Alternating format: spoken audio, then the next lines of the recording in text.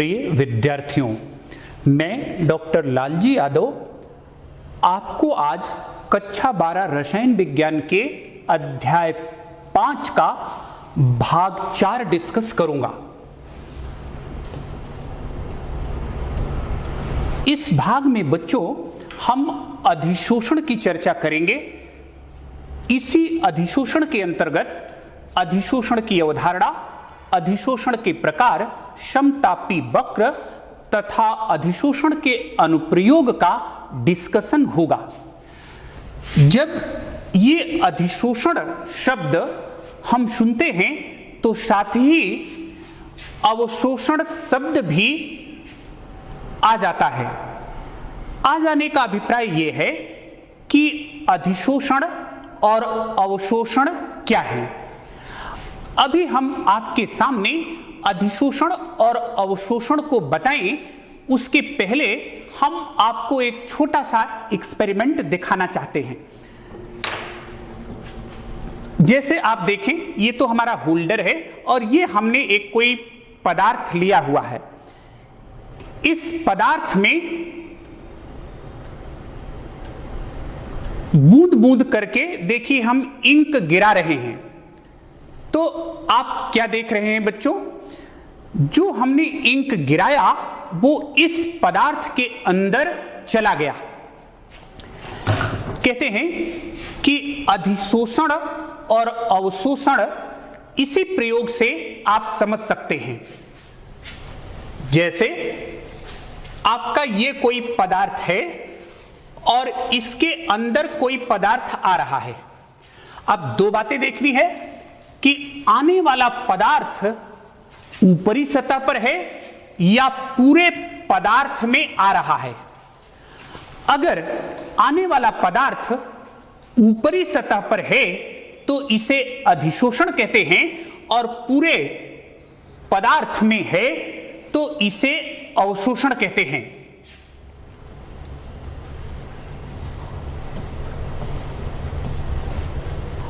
अब अगर आप अधिशोषण की डेफिनेशन देखें तो अधिशोषण वह प्रक्रिया है जिसमें किसी पदार्थ की सांद्रता उसके संपर्क में रखे पृष्ठ पर स्थूल की अपेक्षा अधिक हो जाती है। इसमें किसी गैस या विलयन के कण किसी पदार्थ प्रायः ठोस के पृष्ठ से जुड़ जाते हैं। तो यही घटना अधिशोषण है, जिसे हम एक्सपेरिमेंट से आपके सामने डिस्कस कर रहे थे कि ये ठोस था जिसमें द्रव प्रवेश कर रहा था और वो कहां आ रहा था, सतह पर आ रहा था। तो वो घटना अधिशोषण है। अब अधिशोषण में दो बातें हैं। एक तो ये वो पदार्थ है जिस पर दूसरा पदार्थ आता है, तो कहते हैं कि वह पृष्ठ जिस पर अधिशोषण होता है उसे अधिशोषक कहते हैं, और जो पदार्थ आता है अर्थात जिसका अधिशोषण होता है उसे अधिशोष्य कहते हैं। तो अधिशोष्य जो है आने वाला पदार्थ है और अधिशोषक वह पदार्थ है जिस पर कोई अन्य पदार्थ आता है। इसी को हम एक छोटे से प्रयोग से आपको और स्पष्ट करना चाहते हैं। जैसे हमने ये स्टैंड है, ये एक टेस्ट ट्यूब है, हमने इसमें इंक भर लिया है और ये चाक जो ब्लैक बोर्ड पर लिखते हैं जिससे, वो है। अब इस चाक को हम इसमें डिप करते हैं तो क्या देख रहे हैं कि ये हमारी चाक कलर्ड हो गई।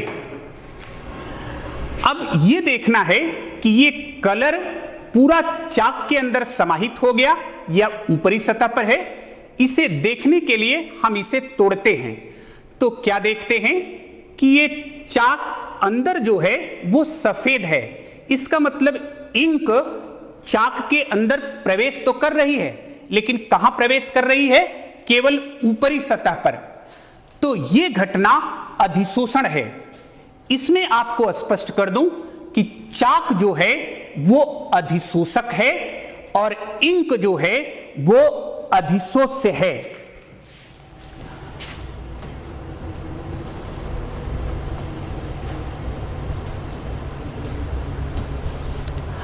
अब अधिशोषण के उदाहरण आप बच्चों देखें तो पहला लिखा है कि चारकोल द्वारा पात्र में रखी गई गैस का दाब कम हो जाना।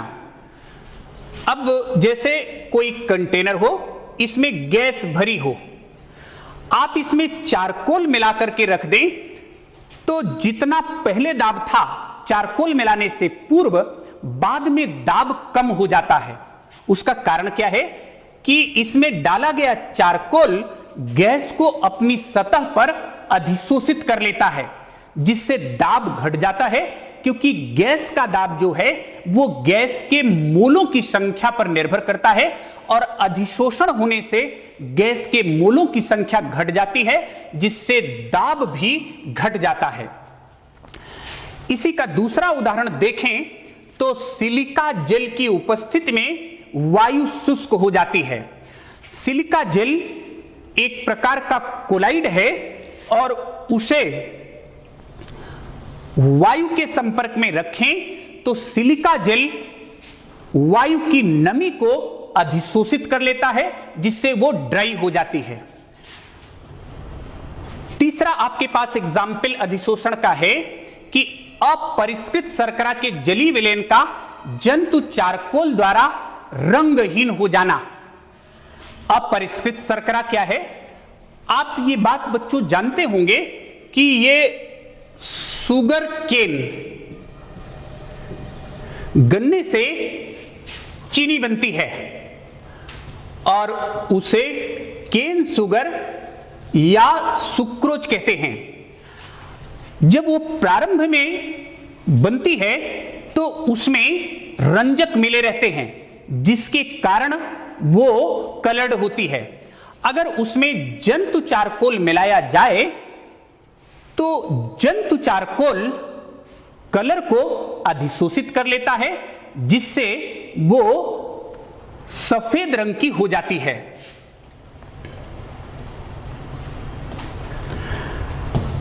अब इसी में आपके सामने ये शब्द है विशोषण। कहते हैं कि अधिशोषण को हमने देखा था कि कोई पदार्थ है और इसकी सतह पर अन्य पदार्थ की सांद्रता, जिसे अधिशोष्य कहते हैं, बढ़ जाती है। अगर यही अधिशोष्य इस सतह को छोड़ दे तो यही घटना बच्चों विशोषण कहलाती है। अब इसी में आपको एक टर्म और डिस्कस करना है और वो टर्म कहलाता है शोषण। शोषण क्या है? जैसे आप इसको ऐसे समझ सकते हैं कि ये कोई ठोस है और इसके अंदर अधिशोष्य आया। अगर ये सतह पर आता तो ये अधिशोषण होता, लेकिन उसके पश्चात ये स्थूल में आता है और बहुत गहराई तक नहीं जाता, तो हम कहेंगे कि इसमें अधिशोषण और अवशोषण दोनों ही प्रक्रम हो रहे हैं। और जब अधिशोषण और अवशोषण दोनों ही प्रक्रम हो तो इसे कहते हैं शोषण।